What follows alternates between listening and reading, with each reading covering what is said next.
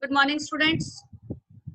Today we are going to start our next topic of company accounts, that is calls in arrear. Before learning the accounting treatment of calls in arrear, the meaning or the concept of calls in arrear should be clear to you. It often happens that some shareholder fail to pay the amount of the allotment as well as call when it becomes due. I'm repeating, sometimes some shareholder fails to pay the amount of allotment or any call money. As we discussed yesterday, the shareholder has to pay the amount in different installment like application, allotment, first call, final call. So whenever any of the shareholder is failed to pay the amount of allotment or any call becomes it due, then it is known as calls in arrear.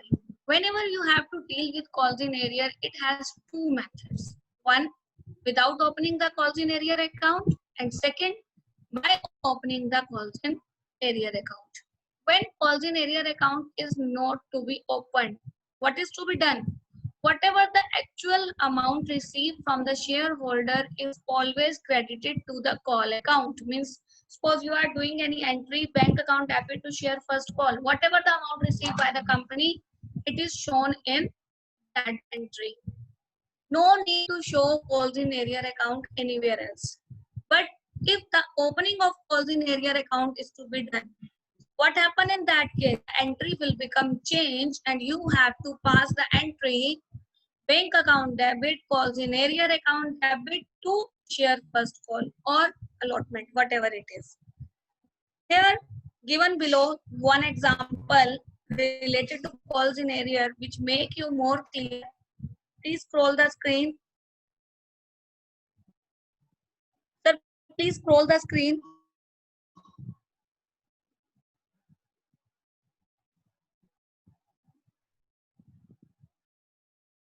Sir, please scroll the screen. We have the example.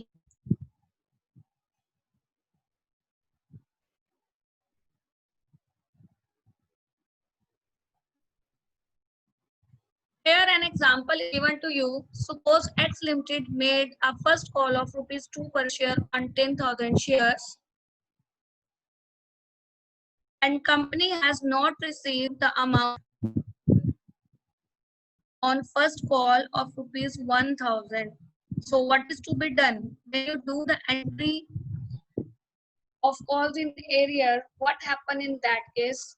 Two methods are there. It's floating on the screen. On the one side, without opening calls in arrear account. On the another side, a comparison is there by opening the calls in arrear account. When the calls in arrear account is not open, see, in the entry of due, the amount of rupees 20,000 is due to the company paid by the shareholder. When the company received the first call, the entry become bank account debit to share call account. You have to show the amount after deducting the amount of calls in arrear, but calls in arrear account is not mentioned anywhere. Parallel to this, when the opening of calls in arrear account is done, what happens in that case? Share first call account debit to share capital account 20,000. Then 1,000 are calls in arrear. It is debited at the time of receipt of first call as it is shown in the journal entry. The entry will become bank account debit, calls in arrear account debit to share first call account.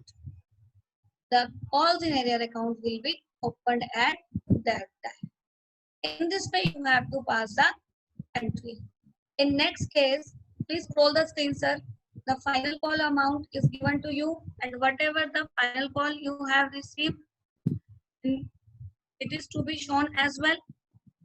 A note is given here. When the calls in arrear account is opened or not, the amount of calls in arrear is shown as deduction from the amount of subscribed but not fully paid up capital on the equity and liability side of the balance sheet. If you remember yesterday when we discussed the format of balance sheet in which I have discussed the point of calls in arrear is to be treated while calculating the subscribed but not fully paid up capital. So in this way, whenever you have to show the account or whether not show the account, the relevant amount is to be shown there. Please forward the screen, sir. Please scroll the screen, sir. Now, the question arises, how much interest is to be charged? It happen anytime. Suppose a shareholder has not paid the amount of calls and it become in arrear. And later on, he wants to pay the amount. What is the provision for that? As per the Company Act 2013, Schedule 1, Table F, if nothing is mentioned about the calls in arrear, whenever the actual payment of calls in arrear is to be made, interest is to be charged and it should not be exceeding to 10% per annum. However, the director have right to waive the payment of such interest wholly or in part. You may have one more question out of this topic. Two questions you may have. One, is anybody have any right to waive the payment of interest on calls in arrear? Then you have to write the answer. Yes, directors of the company have only this right. You may have the question in the exam whether the wholly or partially interest can be waived by the directors. So answer is wholly or partially. Interest can be waived by the directors. What can be the maximum amount of charging interest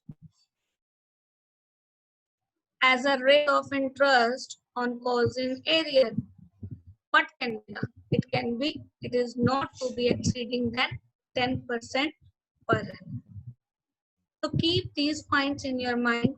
You may definitely get the 1 mark question in your paper related to call in arrear or like this in between. From the practical point of view, interest on calls in arrear is not to be evaluated in syllabus now. Only from the theoretical point, it is given in the syllabus, so it is very important from theory point of view. Now, see the treatment of calls in arrear in illustration number 50. Chandra Limited issued 15,000 preference share of ₹100 each at a premium of 5%. Payment were to be made to 25 on application, 45 on allotment, 35 on first and final call, and the application for 14,000 share have been received. Please underline this sentence, the application for 14,000 share were received. Mark a circle on 14,000 share and write under subscription.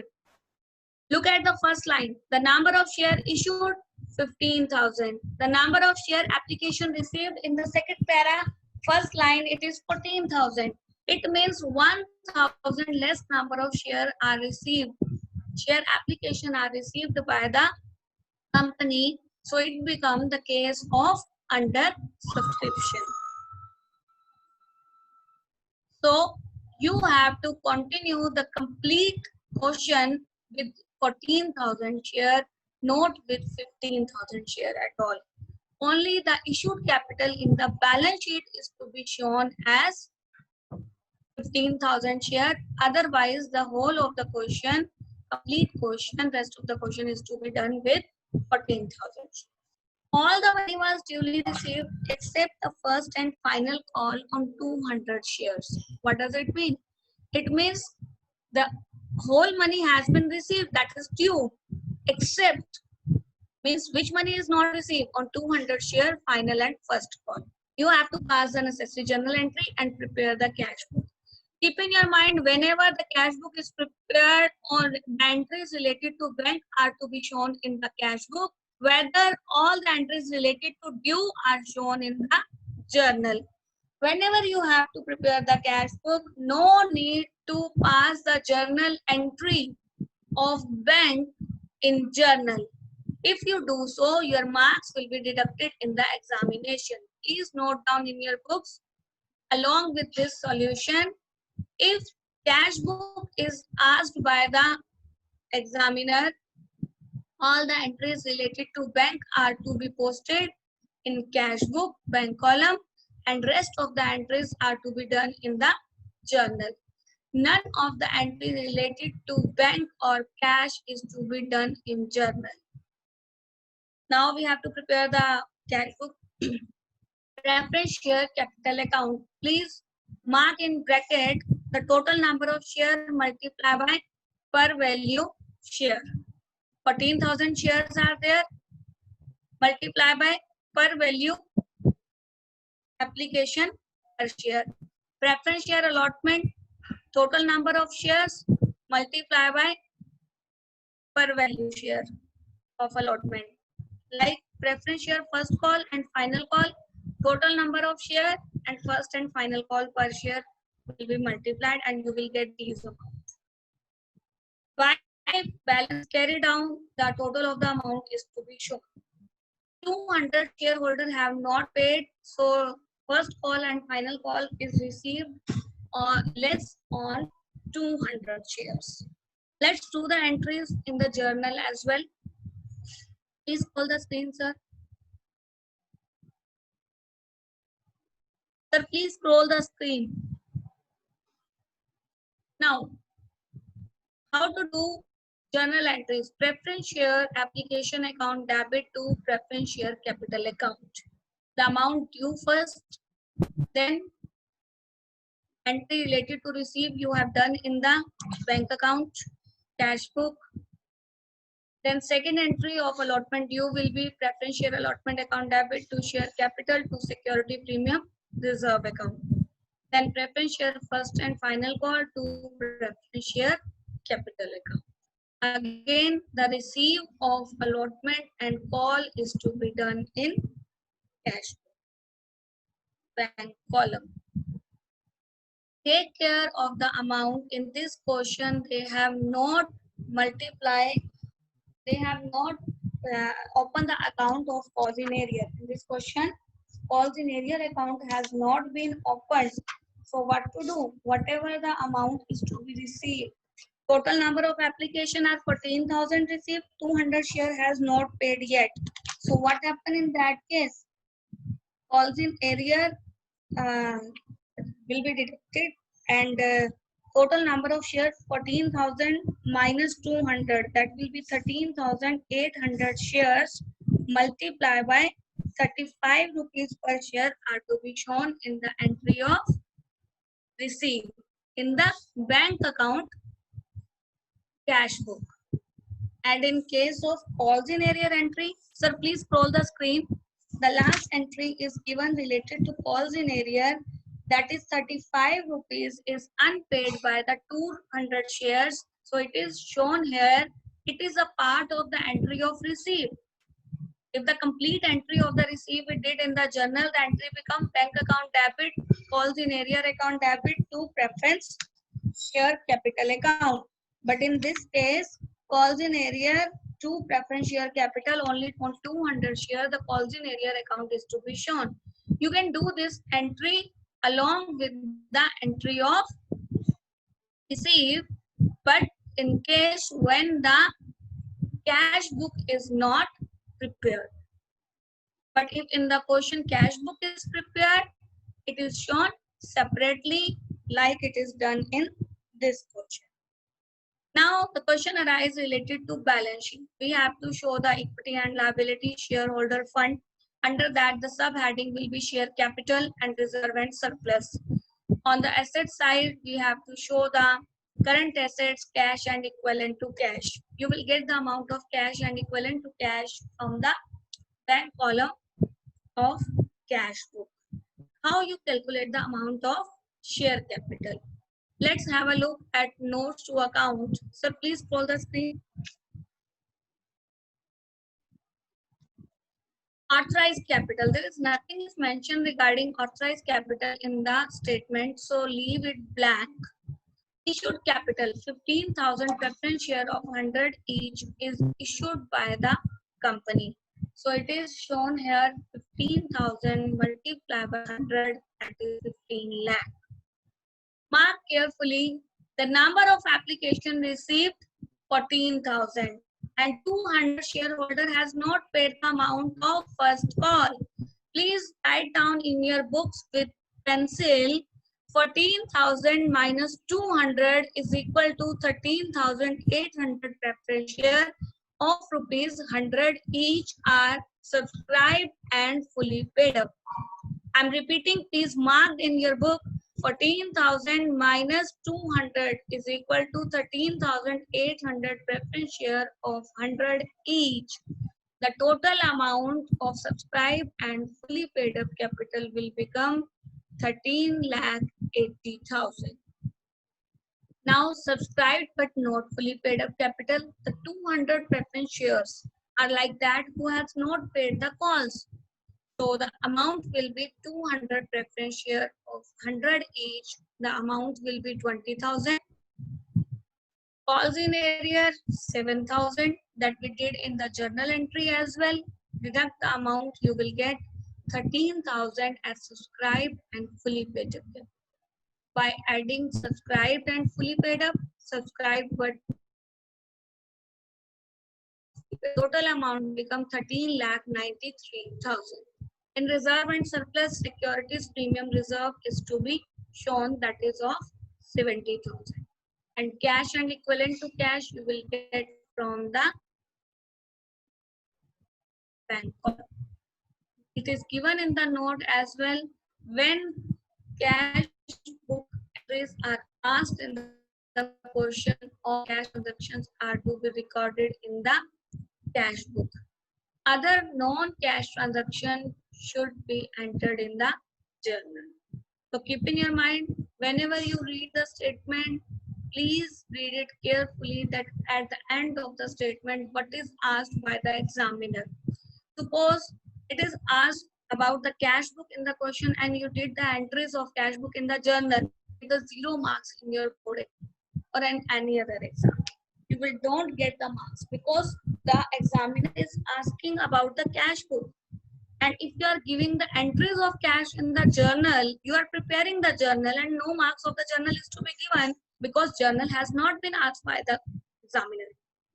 Second note, as discussed earlier, only the presentation of the share capital in company's balance sheet as a part of syllabus, not preparation of full balance sheet. As such, the full balance sheet presented in the box in this chapter mean only for enrich the learning. Yes, surely you will in the examination, definitely you will get the presentation of share capital regarding to this chapter. But as far as knowledge is concerned, we want to enhance you more and more knowledge about this concept. That's why a full-fledged balance sheet is given in this question. So it is complete question all about in which you just come to know two concepts that how the calls in area account is to be deal when it is open and when it is not open. Secondly, how it is to be deal when the cash book is asked to be prepared. What should be the entry in that case? How it is to be deal? Let's have a revision of the concept once again. Sir, please scroll the screen and come to the first point again, as we have to revise the topic.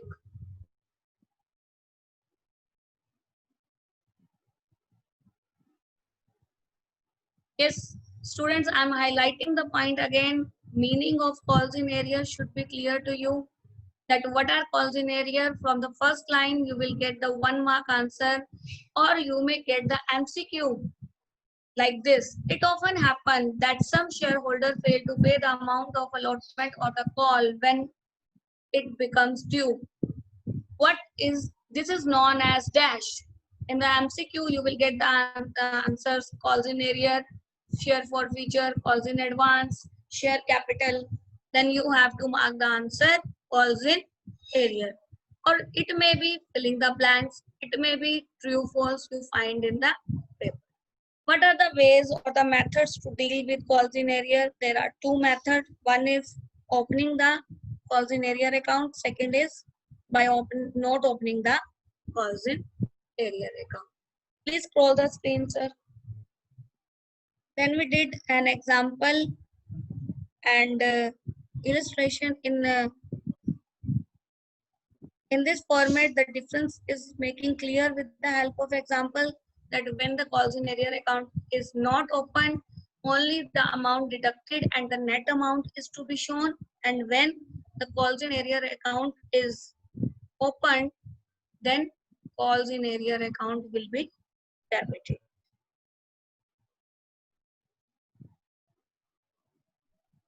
Please scroll the screen, sir.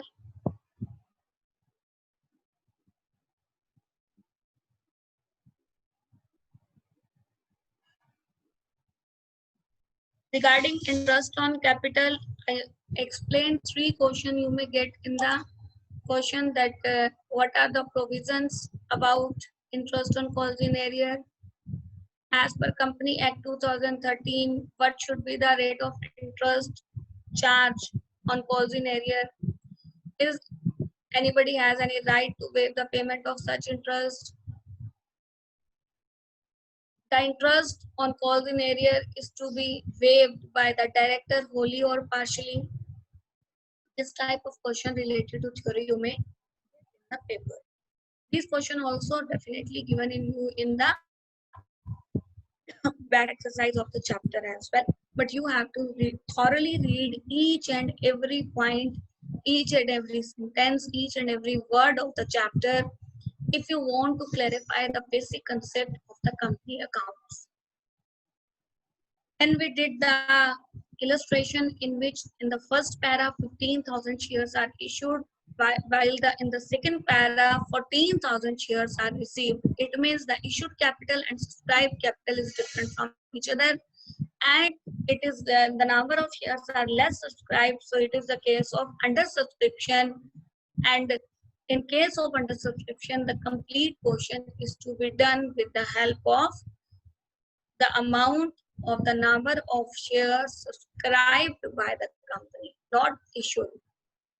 Then we have to prepare the cash book and pass the entry of the due in the journal, prepare balance sheet, show the amount of cash or bank in the asset account, cash and equivalent to cash on the asset side, and rest share capital, security premium.